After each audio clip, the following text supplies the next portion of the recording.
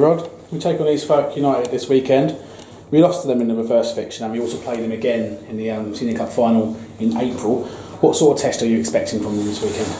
Yeah, very tough. I wasn't at the away fixture. I was serving a suspension, as you know. But yeah, from what I gather, I thought we played very well on the day, but couldn't score. And unfortunately made a couple of mistakes which led to their 2 goals, and to be, give them credit that they come away with a great win. So we're in a better place since we played them last time. So I'm hoping that that's going to be a major factor. But I'm also quite aware that so are they. They've signed quite a lot of players, Alex Osborne and Ricky Howells, and they've got quite a few new players in there as well. Amos Nasher, who won't be able to play on Saturday because that's a part of the loan agreement. But yeah, so we know they're going to be tough, and whenever we played against Covo's teams, they've always been well drilled and well organised, and always plenty of desire and endeavour. So yeah, we need to match that, and hopefully the way that we've been playing recently, we'll have enough about us on Saturday to go and get a good win under our belt. But there's no give-me's in this division, and I don't expect that to happen on Saturday. I think they're a good side, and they're a side that have to fight for everything they get in this division. And to be fair, that's something that we need to be mindful of on Saturday, because if we don't turn up, we don't put in the right display and the right desire as well, and with and without the ball we work hard enough, then the chances are that they will score goals. Higgins has been here before at this club, and he's been at East Thurrock for a long while, and he's still a very good player. He's still a threat. People look at him and say, well, he can't run, he can't this, whatever. But whenever I've seen him, he's always played well. So we have to be mindful of that. He's very good at taking the ball in. He's got very good instinct how to score goals, and he does work hard for East Thurrock. So, but yeah, overall, I think it'll be a good game, local derby, and be one that hopefully we get a decent crowd and we push on and have a real go. So obviously last weekend's game against Thurrock United, there was quite a big hype up about it. Player got postponed due to a waterlogged pitch. Was there a sense of disappointment that we weren't able to kick on the good form that we're in at the moment?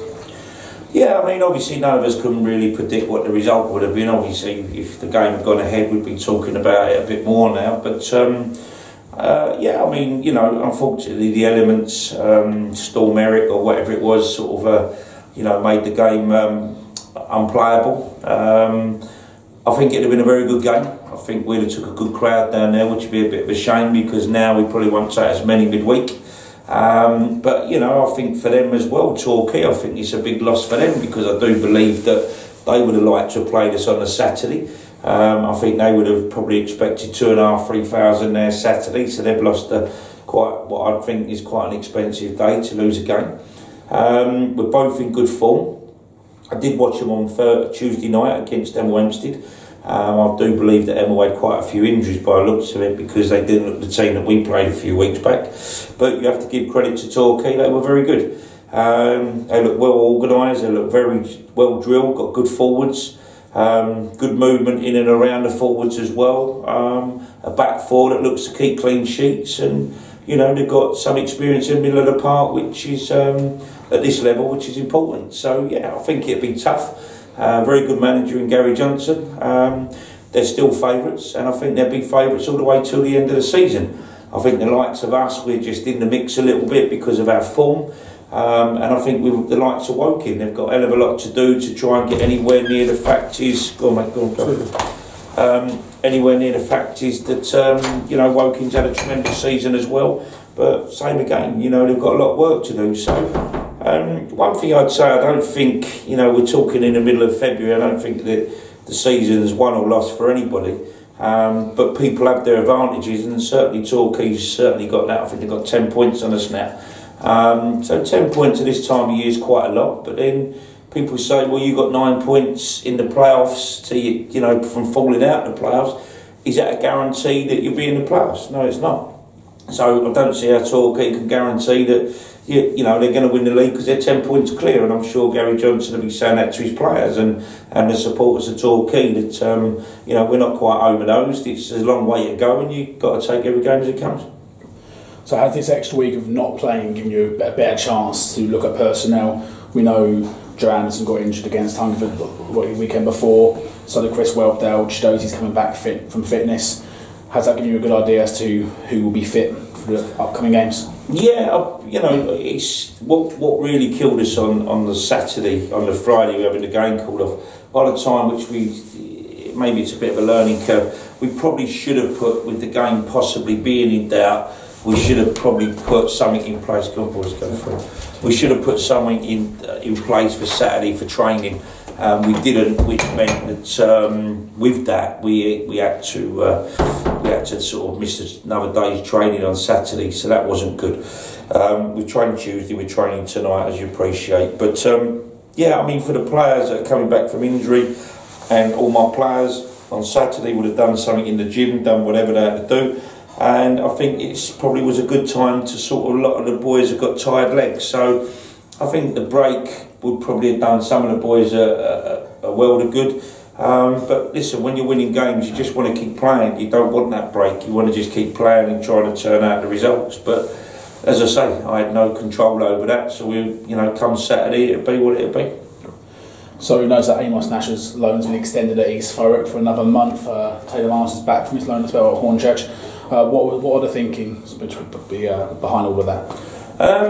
Well, obviously Amos has had a bit of a stop and start loan down there because obviously some of the games he hasn't been able to play in, and I think they've had a couple of games off as well. So, you know, probably overall since he's been there, he's probably only had 2 or 3 games where he's probably done 90 minutes. And then we said we'd extend it again because, as I said before, I'd like to see his Thurrock stay out of relegation.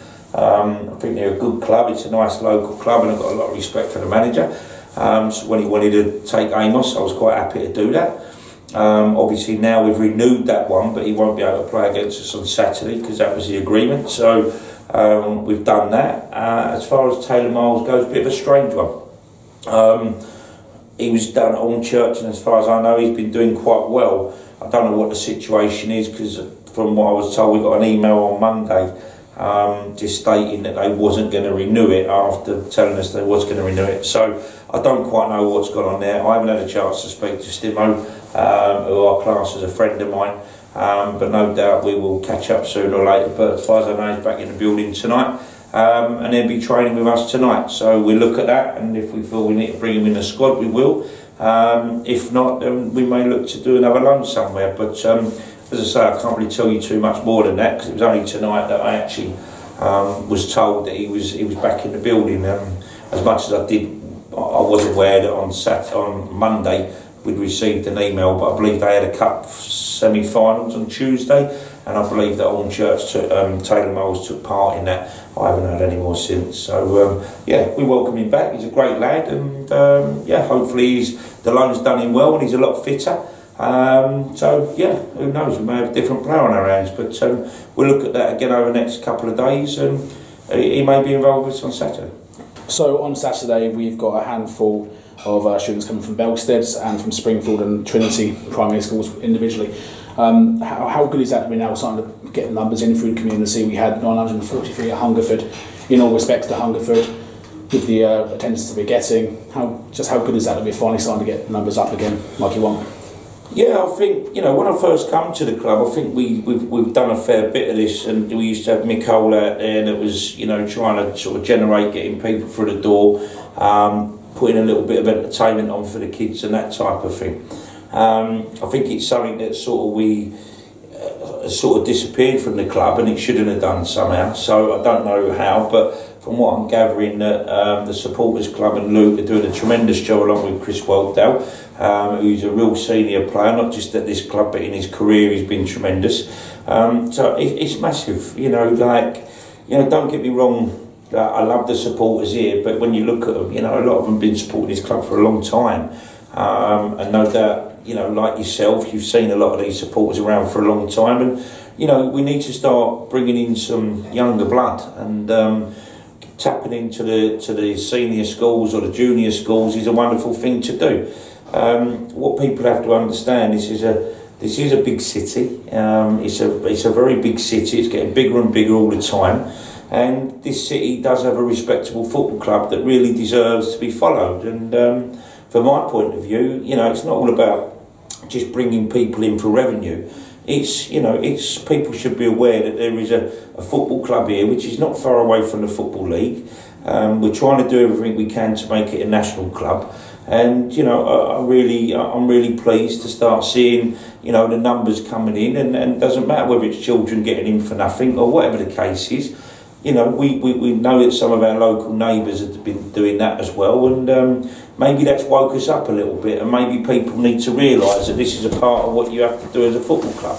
You have to generate supporters, and by tapping into, you know, the younger generation, and yeah, hopefully what they've seen over the last few weeks, have really enjoyed it, and hopefully a lot of them have sort of want to come back, and which is great, because, you know, sometimes as a parent, I'm a granddad myself, but as a parent, you know, what can you do on a Saturday?